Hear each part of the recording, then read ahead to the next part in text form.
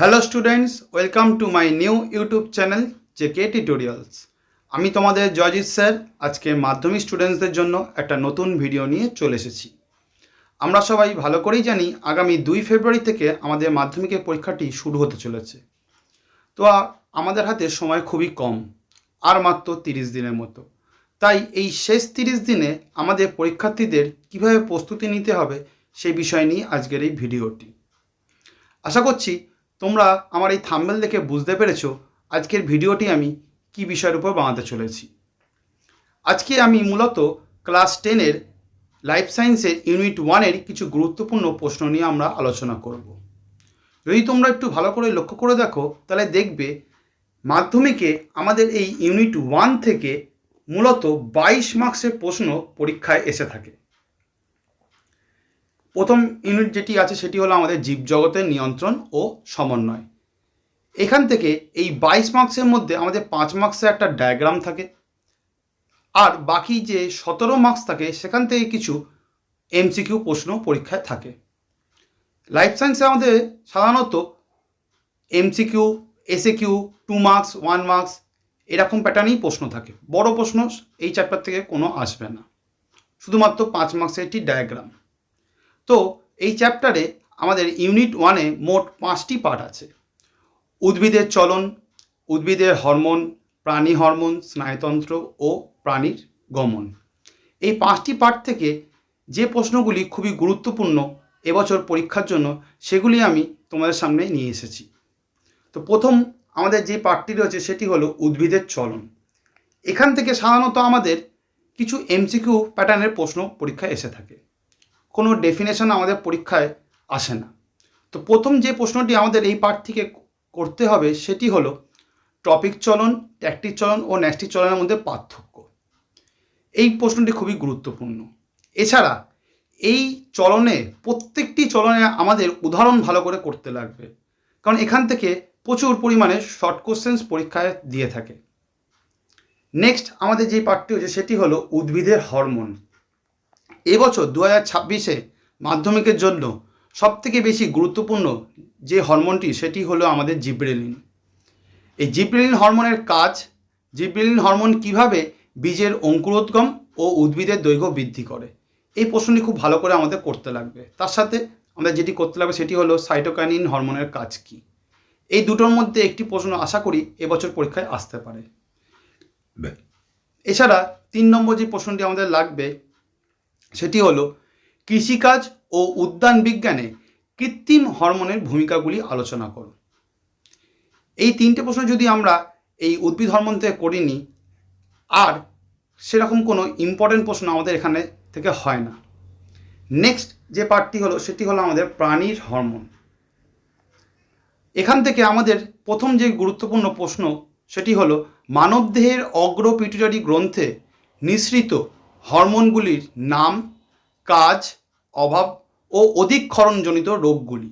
এখান থেকে সাধারণত এমসিকিউ প্রশ্ন থেকে থাকে। তোমাদের এখান থেকে কিনা ছক ওয়াইজ আমাদের ভালো করে এটাকে তৈরি করে রাখতে লাগবে। বেশি ক্ষরণ হলে কী কী রোগ হতে পারে, কম ক্ষরণ হলে কী কী রোগ হতে পারে, বা প্রতিটি হরমোনের নাম এবং তার কাজগুলো।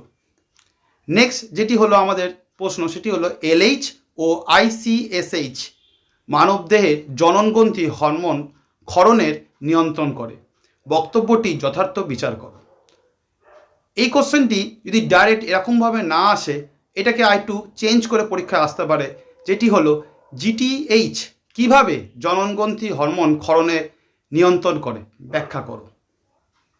তারপর যে প্রশ্নটি আমাদের খুবই এবছরের জন্য খুবই গুরুত্বপূর্ণ তোমাদের জন্য রেখেছি সেটি হলো মানবদেহের রক্তে গ্লুকোজের পরিমাণ নিয়ন্ত্রণে ইনসুলিন ও গ্লুকাগন হরমোনের বিপরীতধর্মী কাজ বর্ণনা করো।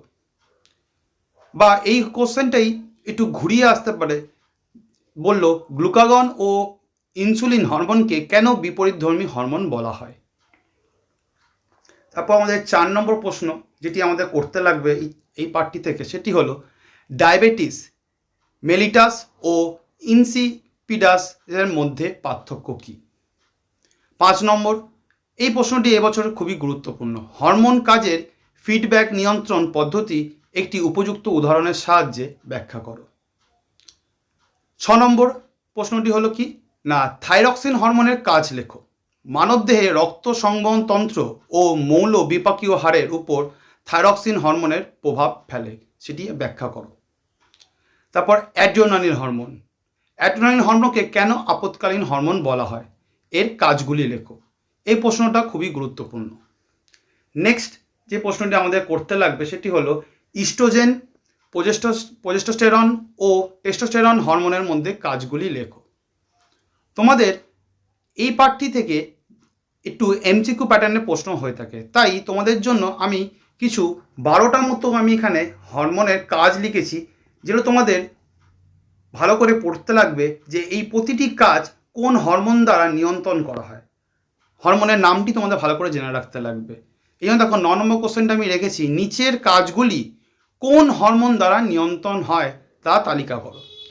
দীর্ঘ অস্থি প্রান্তিস্থ তরুণ অস্থি ধাত্রে খনিজ ভবন ঘটিয়ে অস্থি দৈর্ঘ্য বৃদ্ধি ঘটায়। তারপর বিদীর্ণ ডিম্বথলিকে পিত্তগ্রন্থি নামক অস্থায়ী অন্তঃক্ষরা গ্রন্থিতে পরিণত করে এবং এই গ্রন্থি থেকে প্রজেস্টেরন হরমোন ক্ষরণে প্রয়োজনীয় উদ্দীপনা যোগায়।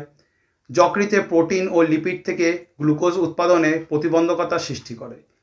এখানে মোট আমি 12টা রেখেছি কাজ, এইগুলো তোমাদের ভালো করে তৈরি করতে লাগবে। নেক্সট যে পার্টটি আমাদের এই চ্যাপ্টারে বা এই ইউনিটের মধ্যে আছে সেটি হলো স্নায়ুতন্ত্র। এখান থেকে আমাদের মোস্ট ইম্পর্টেন্ট যে প্রশ্নটি হলো যেটা দেয় এখান থেকে, যেমন তোমাদের টেক্সট বইতেই দেখবে এটা ছকের আকারে দেওয়া আছে। দরজার ঘণ্টা বাজার শব্দ শুনে তুমি যেভাবে দরজা খুলবে সেই স্বাভাবিক পথটি এটি ছকের মাধ্যমে দেখাও। 2 নম্বর যেটির প্রশ্ন আছে, গ্যাংলিয়া ও সাইন্যাপস কি, এদের কাজ লেখো। 3 নম্বর, নিউরোট্রান্সমিটার কি, এর উদাহরণ দাও। 4 নম্বর, হরমোন ও স্নায়ুতন্ত্র কাজের মধ্যে পার্থক্য লেখো।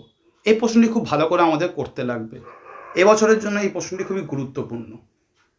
এছাড়া যে প্রশ্নগুলি আমাদের করতে লাগবে এই পাঠটি থেকে, কেন্দ্রীয় ও প্রান্তীয় স্নায়ুতন্ত্র অংশগুলির কি কি, মেনিনজিস ও সিএসএফ এর অবস্থান ও তার কাজ লেখো। তারপর মস্তিষ্কের বিভিন্ন অংশগুলির কাজ লেখো। আমাদের জানি এখানে মস্তিষ্ক আমাদের অনেকগুলো পার্ট আছে, আমাদের প্রত্যেকটি পার্ট থেকে যে কাজগুলি আছে সেগুলো আমাদের ভালো করে পড়তে লাগবে। এখান থেকে বিভিন্ন রকম শর্ট প্রশ্ন, এমসিকিউ প্যাটার্নের প্রশ্ন এসে থাকে। তারপর প্রত্যাবর্ত ক্রিয়া, এটি খুবই একটি গুরুত্বপূর্ণ টপিক এবছরের জন্য। এখান থেকে সাধারণত ডাইরেক্ট কোনো প্রশ্ন আসে না, একটু প্রশ্নটা চেঞ্জ করে দেয়। দেখো 8 নম্বর প্রশ্নটি যেটি আছে, নিচের ঘটনাগুলি ঘটলে মানুষের প্রত্যহিক জীবনে প্রত্যাবর্ত ক্রিয়া ঘটে। এই প্রত্যাবর্ত ক্রিয়া দুটি উদাহরণ লেখো। এ দিয়ে যখন শ্বাসনালীতে খাদ্যকণা ঢুকে পড়ে বা যখন নাকের মধ্যে কোনো বিজাতীয় বস্তু ঢুকে পড়ে।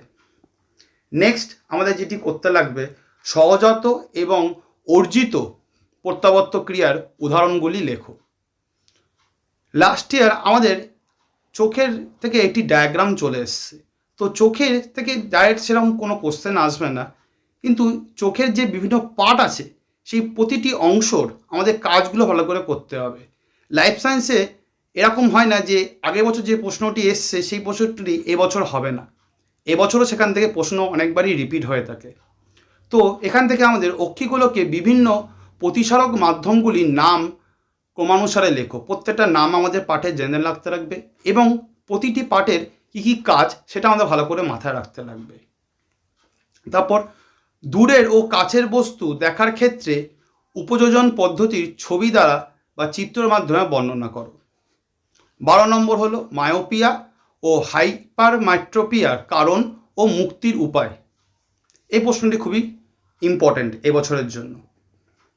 নেক্সট হলো আমাদের 13 নম্বর প্রশ্ন, ব্রাসোবায়োপিয়া ও ক্যাটারেক্ট কি।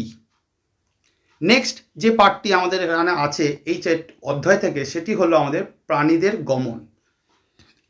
এই পার্টটি থেকে যদি কোনো প্রশ্নটি এবছর আসে তাহলে আমি এই প্রথম প্রশ্নটি খুবই ইম্পর্টেন্ট।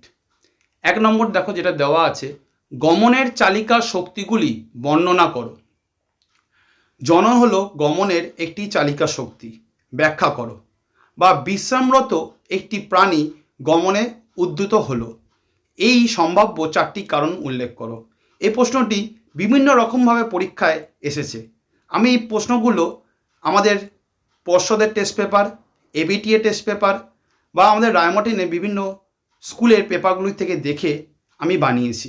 তো বিভিন্ন স্কুলে এই প্রশ্নটাকেই বিভিন্ন রকমভাবে ঘুরিয়ে দিয়েছে। তো যে প্রশ্নগুলো আমি সাধারণত টেস্ট পেপার থেকে বারবার রিপিট হয়েছে সেগুলি আমি তোমার সামনে তুলে ধরেছি। নেক্সট যে প্রশ্নটি করতে লাগবে সেটি হলো রেমিজেস ও রেকটিসেস কি। 3 নম্বর, বল ও সকেট সন্ধি এবং কবজা সন্ধির উদাহরণ দাও। এই প্রত্যেকটা উদাহরণ আমাদের ভালো করে পড়তে লাগবে, কেননা পরীক্ষায় যে কোনো একটা পার্ট দিয়ে দেবে, বলবে সেটি কোন সন্ধির অন্তর্গত, তোমাকে চিহ্নিত করতে লাগবে। এছাড়া যেই পেশিগুলো আমাদের এখানে খুবই ইম্পর্টেন্ট সেগুলো হলো ফ্লেক্সর পেশি, এক্সটেন্সর পেশি, অ্যাবডাক্টর পেশি ও রোটেটারি পেশি। এই প্রত্যেকটি পেশির আমাদের পেশিগুলি সংকোচনের ফলে কী কী ঘটনা ঘটে উদাহরণসহ ব্যাখ্যা করো, বা প্রতিটা পেশির কাজ আমাদের ভালো করে দেখতে লাগবে। এবং শেষ অন্তিম প্রশ্ন যেটি এখান থেকে করতে লাগবে সেটি হলো ফ্লেক্সর ও এক্সটেন্সর পেশির কার্যপদ্ধতি পরস্পর বিপরীতধর্মী, উপযুক্ত উদাহরণের সাহায্যে ব্যাখ্যা করো। যদি আমরা এই কটা প্রশ্ন ইউনিট 1 থেকে করি, আশা করি এর বাইরে কোনো প্রশ্ন আমাদের পরীক্ষার জন্য করতে লাগবে না। আজকের জন্য ভিডিওটা এতটাই। যদি তোমাদের ভিডিওটি ভালো লেগে থাকে অবশ্যই আমার চ্যানেলটিকে সাবস্ক্রাইব করে দিও। আর তোমরা যদি এই পিডিএফটি ডাউনলোড করতে চাও, আমি এই পিডিএফের আমার টেলিগ্রাম চ্যানেলের লিঙ্কটি আমি কমেন্ট সেকশানে দিয়ে দেবো। তোমরা সেখান থেকে সরাসরি আমার টেলিগ্রাম চ্যানেলে যুক্ত হয়ে পিডিএফটি ডাউনলোড করে নিতে পারো। ভিডিওটি কেমন লাগলো অবশ্যই জানিও। যদি তোমাদের এই প্রশ্নগুলোর উত্তর যদি তোমরা না পাও বা না জানো অবশ্যই কমেন্টে জানিও, তাহলে আমি সেই উত্তরগুলো নিয়ে একটা নতুন ভিডিও তোমাদের জন্য বানাবো।